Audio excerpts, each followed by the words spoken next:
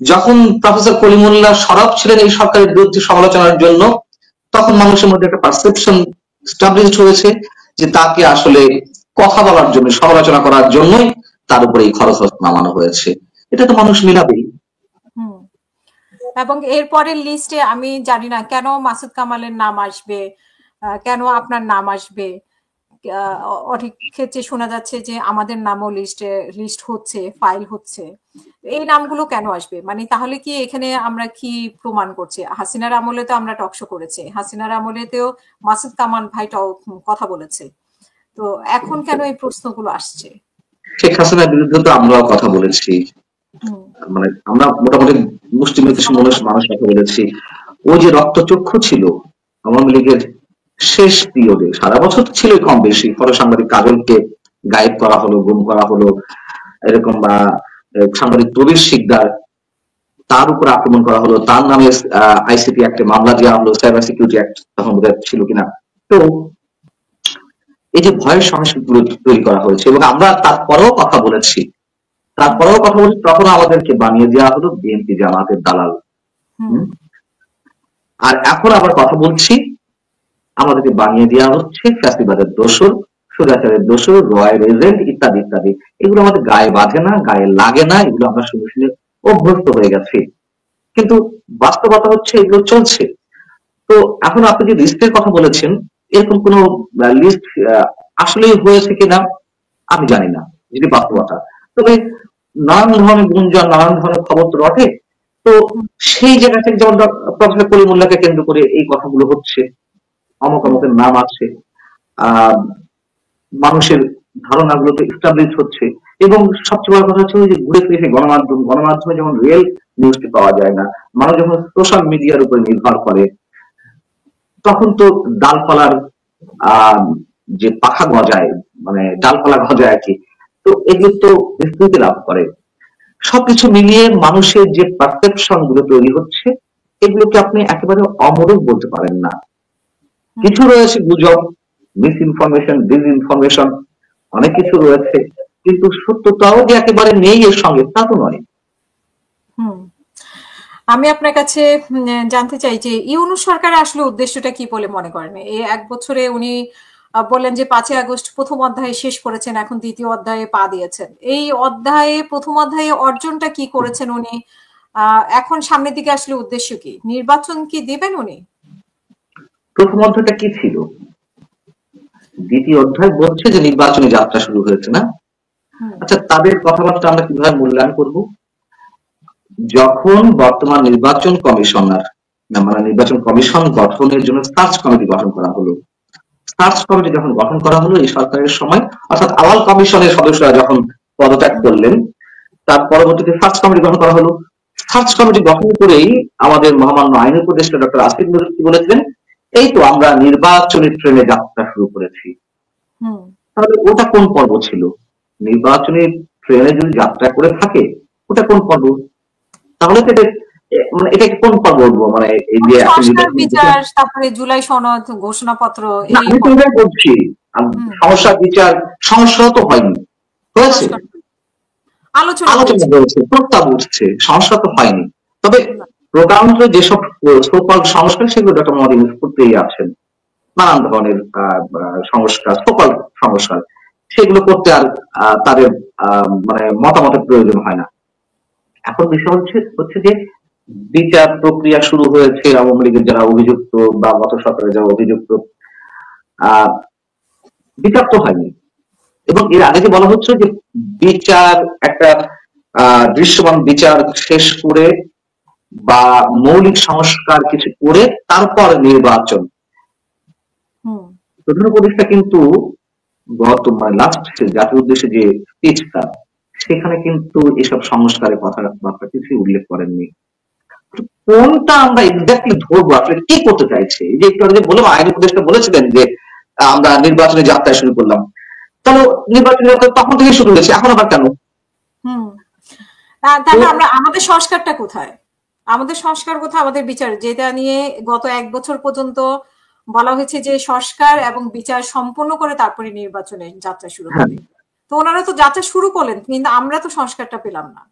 কিছু না, কিছু এগুলো আমি পরম্পরা আমরা পেলাম, মবক্রেসি আমরা পেলাম। তো আমরা কি এগুলো কি সংস্কার ধরে নিব, যে মবক্রেসিটা কি আসলে সংস্কার ধরে নিব এখন? মবকে আপনি মব বলবেন না, মব বলে কিন্তু খবর আছে। এ ধরনের হুমকি সরকারের দায়িত্বশীল জায়গা থেকে দেওয়া হচ্ছে। মবকে বলতে হবে প্রেশার গ্রুপ। এটা একটা সংস্কার, এটা একটা সংস্কার। এবং যখন যে দাবি জানানো হবে মব ক্রিয়েট করার মধ্য দিয়ে সেগুলো করা হবে, সেগুলো বাস্তবায়ন হবে, এগুলো সংস্কার। দুর্নীতির যে অভিযোগগুলো উঠছে সেদিকে তাকানো যাবে না, এগুলো একটা সংস্কার। এখন বিভিন্ন জায়গা থেকে তো বলা হচ্ছে যে এই সরকার বোবা তালা, এটা একটা সংস্কার। সরকার কথা বলে না, শোনে না। আবার তো কেউ কেউ বলছেন যে এই সরকার নিষ্পাপ নিরপরাধ শিশুর মতন, এটাও একটা সংস্কার। সরকার এর আগে সব সংস্কারগুলো, এর আগে সরকারগুলো যুদ্ধাঙ্গীন মনোভাব নিয়ে সবসময় আচরণ করতো, এখন এই সরকার নিরাপদ নিষ্পাপ শিশু, এটাও সংস্কার। চাঁদাবাজদের বিরুদ্ধে কোনো ব্যবস্থা নেওয়া হবে না, এটা সংস্কার। কিন্তু সংস্কার প্রক্রিয়া চলছে। এবং আরো একটা সংস্কার আছে এই সরকারের, আরেকটি যে আমি ইথিক্স বলি, আইডিওলজি বলি, কিংবা তাদের এজেন্ডা বলি, আওয়ামী লীগ যা করেছে তার উল্টা করতে হবে। কিন্তু আবার আওয়ামী লীগ যে কাজগুলো করেছে, যেখানে বর্তমান সরকারের স্বার্থ আছে, হিডেন কোন এজেন্ডা আছে, সেগুলো কিন্তু আবার ঠিকই করছে। যেমন আপনার, হ্যাঁ আচ্ছা করছে না, যেমন চট্টগ্রাম পোর্ট ডিপি ওয়ার্ল্ডকে দেওয়ার একটা কথাবার্তা চলছিল আওয়ামী লীগের সময়, আওয়ামী লীগ দিতে চেয়েছিল। সেই জায়গা কিন্তু সেই জায়গা থেকে সরকার সরে আসেনি, তারা ঠিকই ডিপি ওয়ার্ল্ডকে চট্টগ্রাম বন্দর দিতে চাচ্ছে। আওয়ামী লীগ যে চুক্তিগুলো ভারতের সঙ্গে করেছিল, এত যে ভারত বিরোধিতা, এত যে ভারত জুজুর ভয়, এত যে স্লোগান ঢাকা না দিল্লি, ঢাকা ঢাকা, তো সে দিল্লির সঙ্গে যে চুক্তিগুলো ছিল একটা চুক্তি তো বাতিল করেনি। অতএব সরকারের যেখানে স্বার্থ আছে, সরকারের যেখানে কোনো জবাবদিহিতার জায়গায় কি আপনি দেখেছেন যে ভারতকে কোনোভাবে তারা প্রশ্ন করছে, কঠিন ভাবে প্রশ্ন করছে, এটা কেন করেছে হাসিনার সাথে, ওইটা কেন করেছে, বা ভারতের সাথে এরকম কোনো কিছু আমরা এক বছরে কি দেখেছি যে খুব কড়া ভাবে কথা বলেছে সরকার?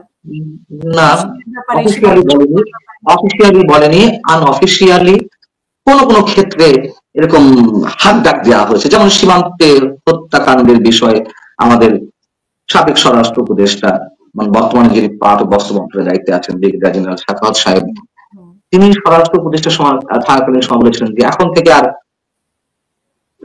পিঠ নয় বুক দিতে হবে, বুক দেখাতে হবে। সম্ভবত সেন্টেন্স এরকম ছিল, মানে পিঠ দেখাবো আমরা, পিঠ দেখাবো বা বুক দেখাবো, এরকম আর কি, এরকম ছিল।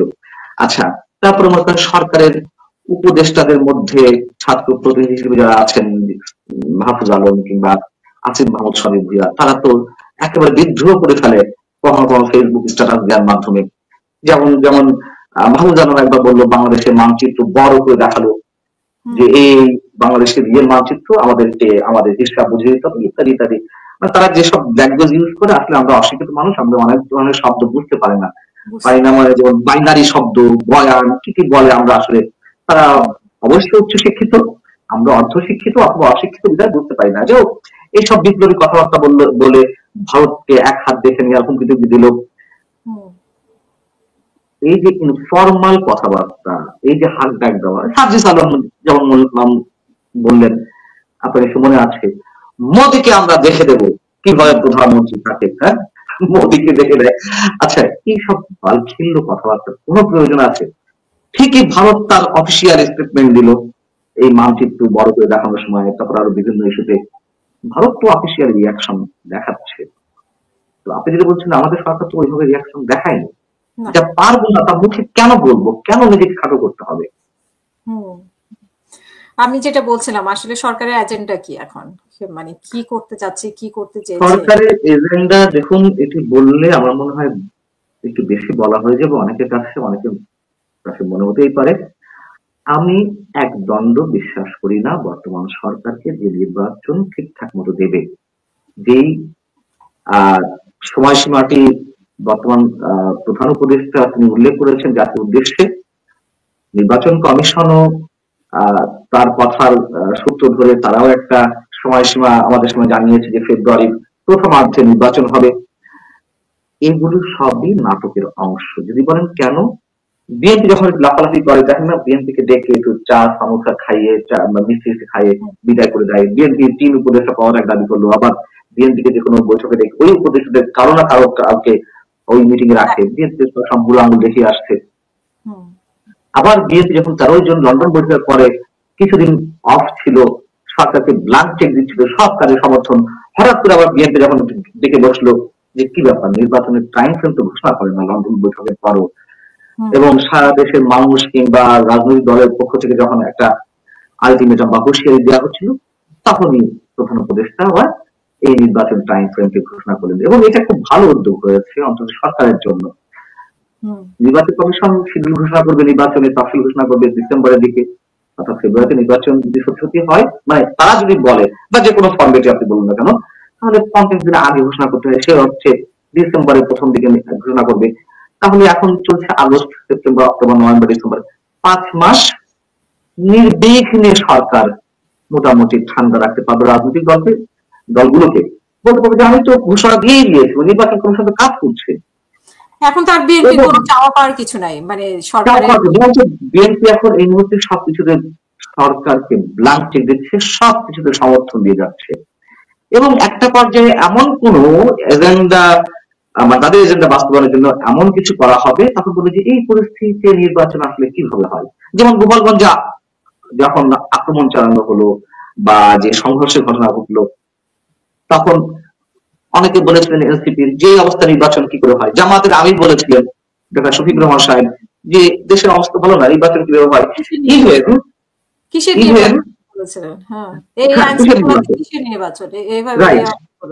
এইভাবে বলেছিলেন। এবং কোন কোন রাজনৈতিক দলের সঙ্গে যখন মাইলস্টোন স্কুল অ্যান্ড কলেজের উপরে যে বিমান দুর্ঘটনার বিষয়, তারপরে যখন সবাইকে নিয়ে বসলো, তখন 12 দলীয় জোটের নেতাদের সঙ্গে তিনি বসলেন, মানে কয়েক দফায় তো বৈঠক হচ্ছিল। তো এলডিপির মহাসচিব, মানে এলডিপির যে খণ্ডিত অংশ শাহাদাত হোসেন সেলিম, তিনি তো বললেন ক্যামেরার সামনে যে যে অবস্থা, তাতে আসলে কিভাবে নির্বাচন দেব, প্রধান উপদেষ্টা পর্যন্ত সুর তুলছিলেন। এবং এই সুরটি আপনি মোটামুটি নিশ্চিত থাকতে পারেন, আমি চাই না যে আমার যে ফোরকাস্টিং, আমার যে ধারণা সেটি সঠিক প্রমাণ হোক, তারপরও আমি আমার এই চিন্তার বাইরে আসলে যেতে পারছি না যে একটা সময় গিয়ে বলবে এমন একটা সিচুয়েশন দাঁড় করানো হবে যে নির্বাচন দেওয়া সম্ভব হচ্ছে না। আচ্ছা, আমি ঢাকা বিশ্ববিদ্যালয় হঠাৎ করে ছাত্র রাজনীতি নিয়ে কেন এত তোড়জোড়, সামনে আমরা জানি যে ঢাকা ডাকসু নির্বাচন, সেই ডাকসু নির্বাচনে কি পরিকল্পনা থেকে কেন্দ্র করে এই এরকম পরিস্থিতি ক্রিয়েট হলো হঠাৎ করে? আপনি খুব সুন্দর একটা বিষয় রিলেট করেছেন জাতীয় রাজনীতির ক্ষেত্রে ঢাকা বিশ্ববিদ্যালয়। এখন রিলেট করাটা ঠিক হয়েছে, বুঝতে আরো সুবিধা হবে। ঢাকা বিশ্ববিদ্যালয়ের ছাত্র সংসদ নির্বাচন আগামী মাসে, মাসখানেকও সম্ভবত নেই। সেখানে হঠাৎ করে হল কমিটিগুলো বাতিল করার দাবিতে একটা সোকল্ড আন্দোলন গড়ে উঠলো, যখন ছাত্র দল 18টি দলের কমিটি, মানে কনভেনিং কমিটির ঘোষণা করলো। আচ্ছা, ছাত্র সংসদ নির্বাচন হবে, হল সংসদ নির্বাচন হবে না? এটা কি মানে এটা কোন ধরনের ডিজাইন, কোন ধরনের বক্তব্য মাথায় ঢোকে না। তো যদি ক্যাম্পাসের রাজনীতি চালু হয়, কেন আপনার হলের মানে রাজনীতি চালু হবে না? আমাদের কি বোঝাচ্ছে এরা? এই যে তার একটা এক্সাম্পল আমি একটু আগে বলছিলাম না যে জাতীয় সংসদ নির্বাচনটা দেওয়া হবে না কোনো এক অজুহাতে, এটা আমার আশঙ্কা। ঠিক দেখুন ছাত্র সংসদ নির্বাচন হয় কিনা, এবং তারই তো একটা প্ল্যানিং চলছে, প্লট নির্মাণের জায়গাটি তৈরি করার চেষ্টা করা হচ্ছে। যেহেতু সংসদ নির্বাচন সামনে, শিবির কোন অবস্থায় দিতে পারবে না, লিখে রাখতে পারেন শিবির ফ্রি অ্যান্ড ফেয়ার ভোটের মাধ্যমে ছাত্র সংসদ নির্বাচনে বিজয়ী হতে পারবে না। যেহেতু তারা বিজয়ী হতে পারবে না, সেহেতু এইভাবে এখন ছাত্র দল তারাও কমিটি মানে প্যানেল ঘোষণা করবে, শিবির এর মধ্যে প্যানেল ঘোষণা দিয়েই দিয়েছে, তারা সব ধরনের কার্যক্রম চালাচ্ছে, তারা পানির ফিল্টার দিল হলে হলে, এগুলো কোনো রাজনৈতিক কার্যক্রম না। কিন্তু যখনই ছাত্র দল কমিটি গুলো ঘোষণা করলো, তখনই হঠাৎ করে রাতের অন্ধকারে গভীর রাতে কারা কারা নেমে এলো, এর পেছনে কারা কাজ করছে, এবং যে স্লোগান গুলো কুরুচিপূর্ণ ভাষায়, অশ্লীল ভাষায় দেওয়া হয়েছে, এটি সত্যি সত্যি কোনো সাধারণ শিক্ষার্থীদের মুখের বক্তব্য, মুখের ভাষা হতে পারে কখনো? নিশ্চয়ই এর পেছনে নানান ধরনের ডিজাইন চলছে। এবং যখন ডিসি বাসভবনে গিয়ে তারা দাবি জানালো যে হলে রাজনীতি বন্ধ করতে হবে, এই ঘোষণা দিতে হবে, ভিসিও সরাসরি করে বলে দিল যে হ্যাঁ 2020 সালের 2024-এর 17 জুলাই যেই প্রজ্ঞাপন জারি করা হয়েছিল, যে নির্দেশনা জারি করা হয়েছিল সেই মোতাবেক হলে রাজনীতি বন্ধ থাকবে।